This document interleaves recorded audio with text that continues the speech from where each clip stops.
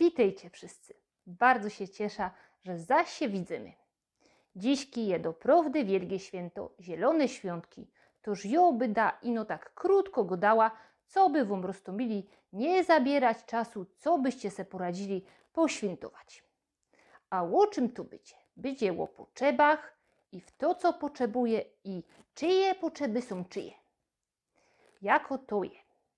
Patrzcie, jak ktoś je, no na przykład nieszczęśliwy, bo mu się co wydarzyło, no to wy mu chcecie pomóc, nie?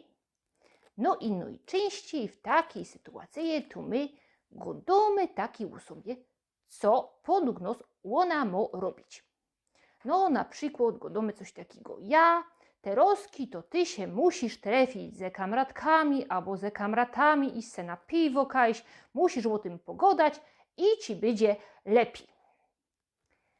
No ale roztomili, rozchodzi się o to, że my tak doprawdy nie wiemy, czy richtig tej osobie będzie od tego lepiej. Bo my nie są tą osobą. I my najczęściej godamy to, co my by zrobili, no bo nam takie co by pomogło. Ja pamiętam, jak mi taki mój kamrat opowiadał o tym, jako to było, jak mu się taki pierwszy fest poważny związek rozleciał.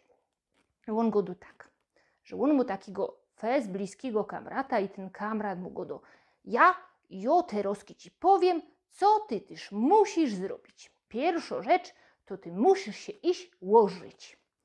No a potem musisz iść na chyt i prędko se znoś nowo frela. No a ten mój kamrat mu go do tak, no ja, ale wiesz, jo doprawdy tak nie czuję, jo tak nie potrzebuję, co by tam iść się łożyć, albo iść na chyt, jo by tak potrzebowo można se tam siąść chwila, pomyśleć, bo tym można tam iść spać, nie, jo nie potrzebuje to, co ty godasz.